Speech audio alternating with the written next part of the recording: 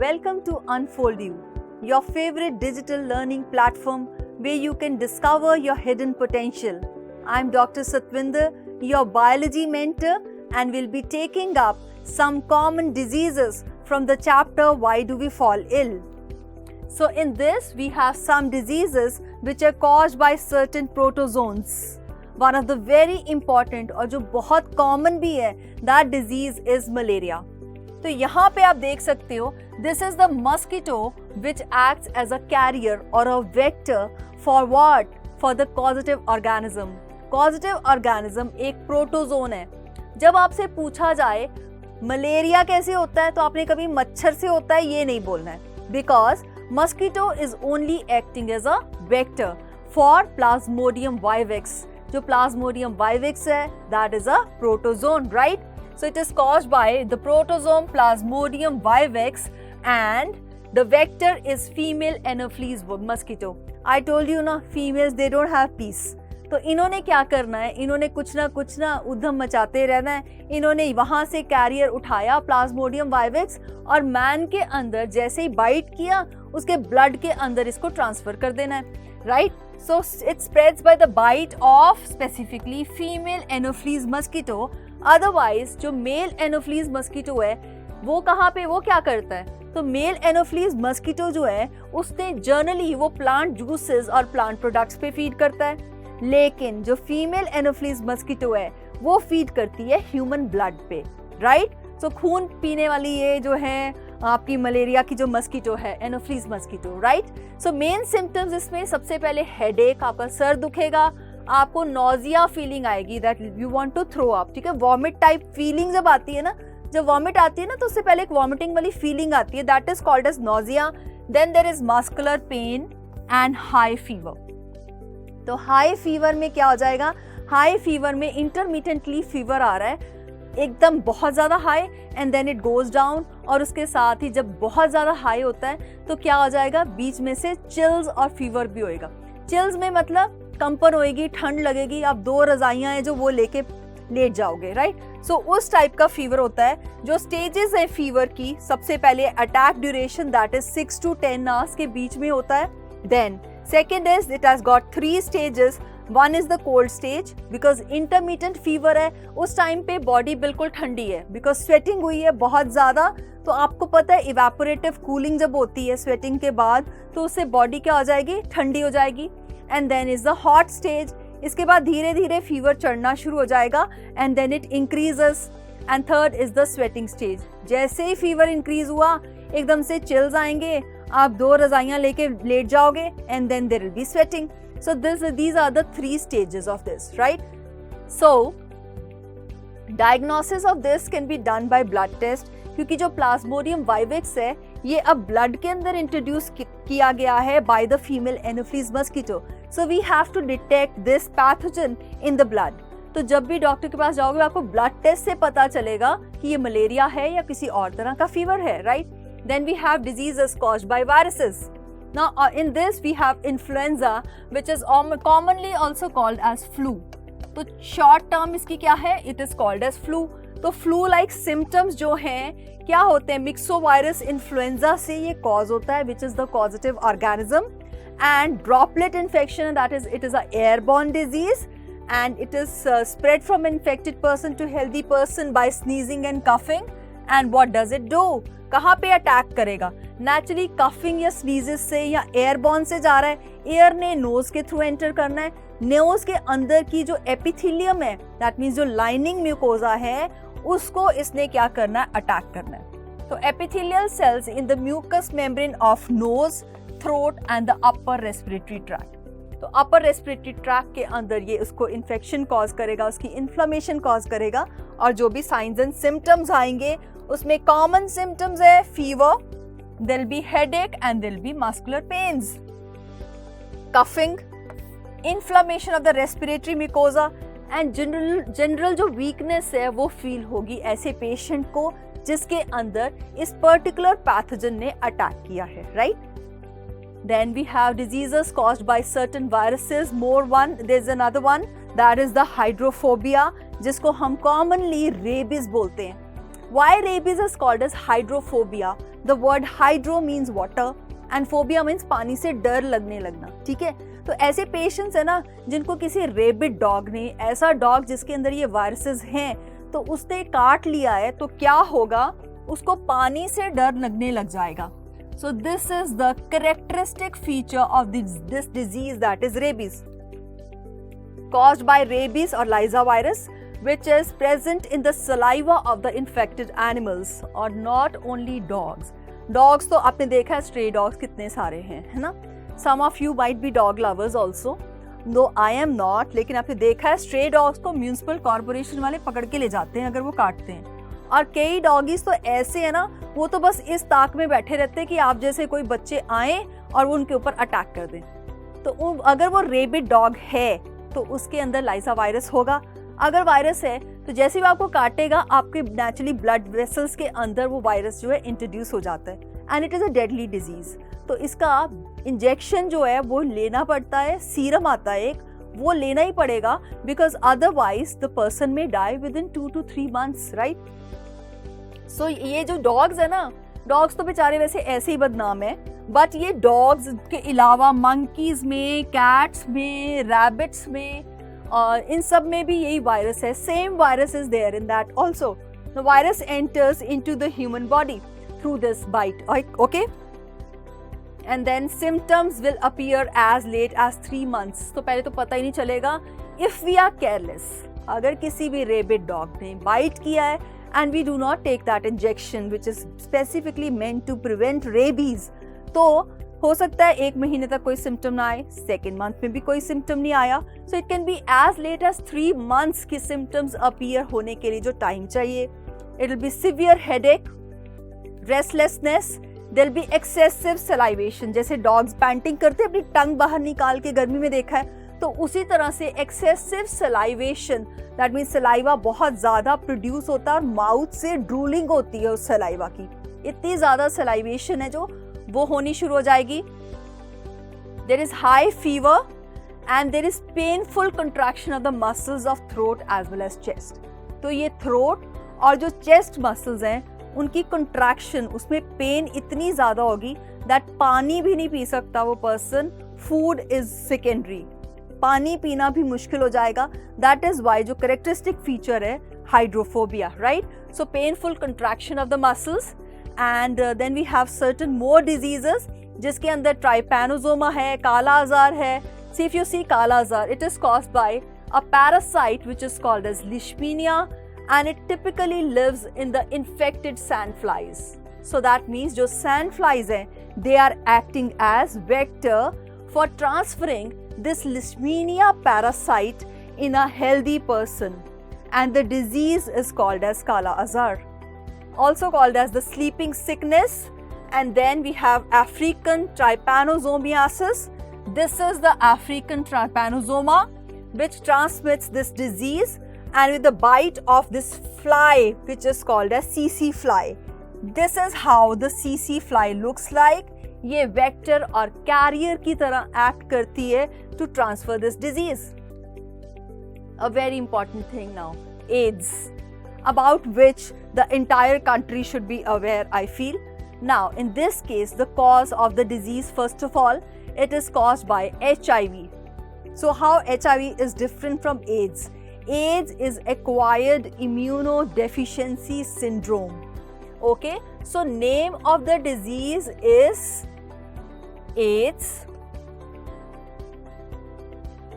that is acquired immunodeficiency syndrome.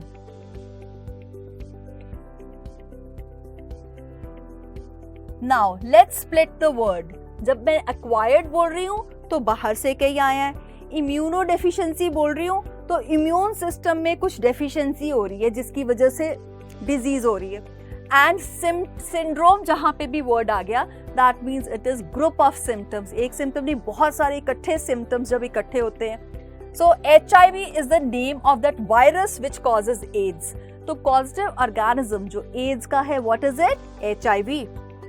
Now this is the structure of the virus. Virus के अंदर बाहर एक envelope है और अंदर है जेनेटिक मशीनरी। जो जेनेटिक मशीनरी है उसके पास कुछ एंजाइम्स है, HIV के कुछ एंजाइम्स है, रिवर्स ट्रांसक्रिप्टेज, और वो एंजाइम्स इसमें प्रेजेंट होते हैं। And this is a RNA virus. The outer coat of this genetic machinery, which is proteinaceous, is called as a HIV capsid. तो इस तरह से ये वायरस दिखता है। तो ऑलमोस्ट सारे वायरसेस का जनरल टिपिकल स्ट्रक्चर सेम है, बाहर एक कोट और अंदर genetic material. Now symptoms of this AIDS virus: prolonged fever, swollen lymph nodes, weight loss, loss of appetite, भूख नहीं लगती है, decreased count of WBCs. This is most important. Patient becomes susceptible to other diseases. So what basically happens in an AIDS virus? जैसे ही AIDS virus body के अंदर जाएगा, हमारे blood cells के अंदर जो T लिम्फोसाइट्स हैं उनको डैमेज कर देगा। T लिम्फोसाइट्स हमारा डिफेंस सिस्टम था, हमारी आर्मी थी। तो क्या करना था उसने, हमें मेजर डिजीजेस से प्रिवेंट कराना था। If I say here also there are lot of viruses, bacteria and fungal spores here. लेकिन ऐसा तो नहीं है कि हम लोग को हर रोज बीमारी हो जाती है। हम लोग एक्सपोज हर रोज होते हैं, लेकिन हमारा इम्यून सिस्टम उस एक्सपोजर को प्रिवेंट करने की कैपेबिलिटी रखता है। वो T लिम्फोसाइट्स जो हैं स्पेसिफिकली बॉडी के अंदर कोई भी बैक्टीरिया, वायरस या कुछ भी गया तो उसको वो क्या करते हैं, उसको वो किल करने की कैपेबिलिटी रखते हैं। लेकिन एड्स ने क्या करना है, इन T लिम्फोसाइट्स के नंबर को बहुत ही डिक्रीज कर देना है। So that means a patient who has got an AIDS infection will not basically die of AIDS.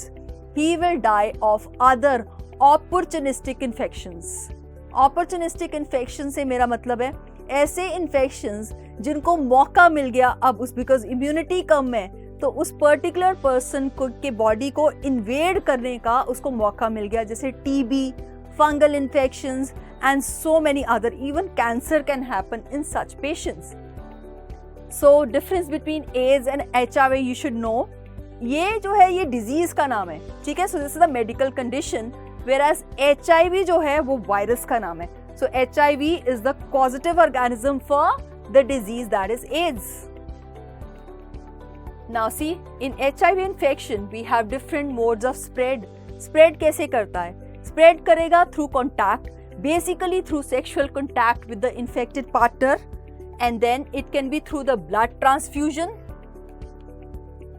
through unprotected sexual act, then from infected pregnant mother to the fetus inside her.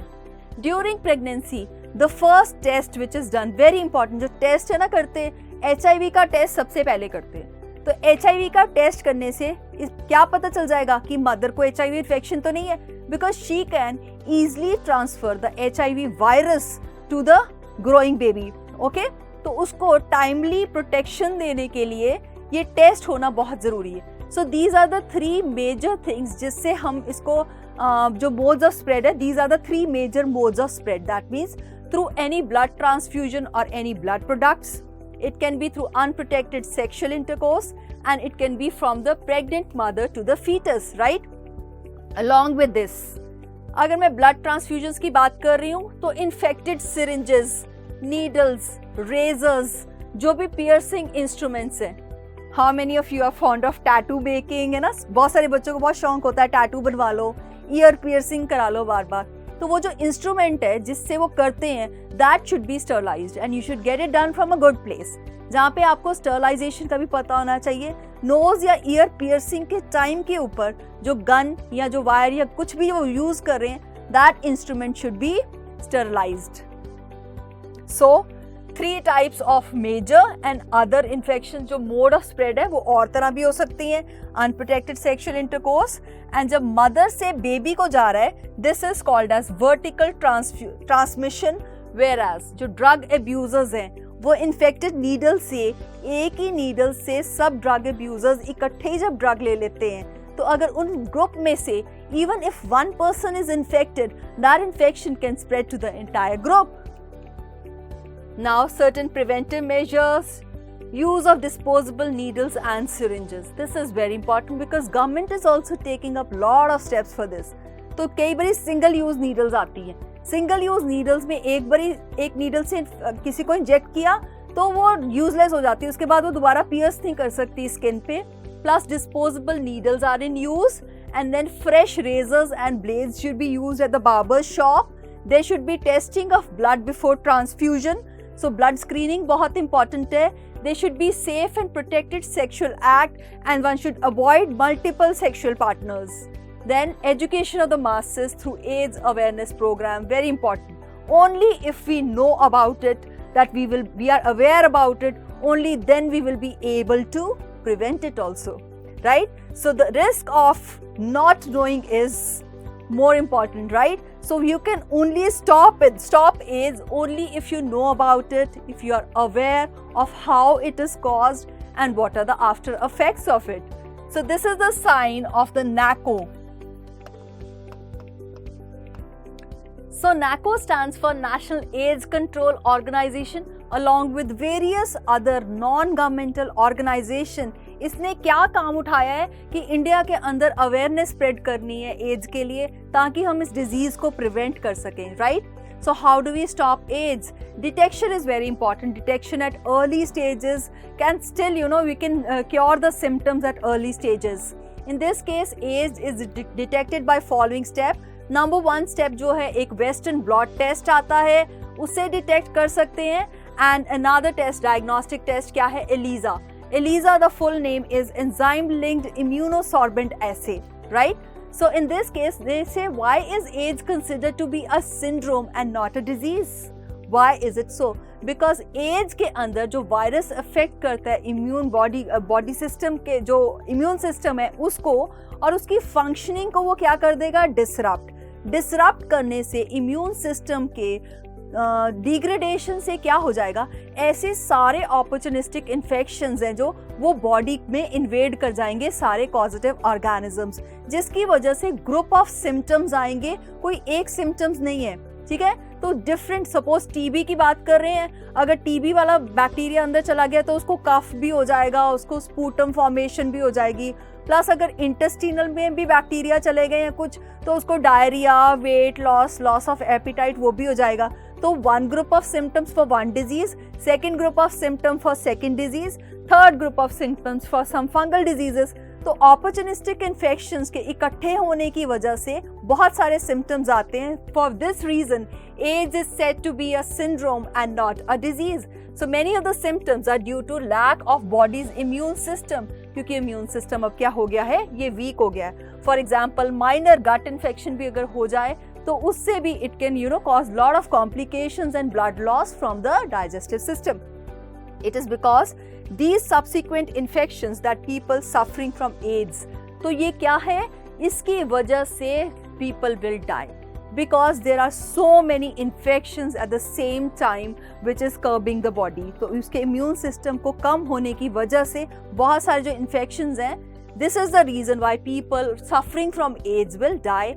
Hence, AIDS is considered to be a syndrome and it is not a disease because it has got group of symptoms and diseases.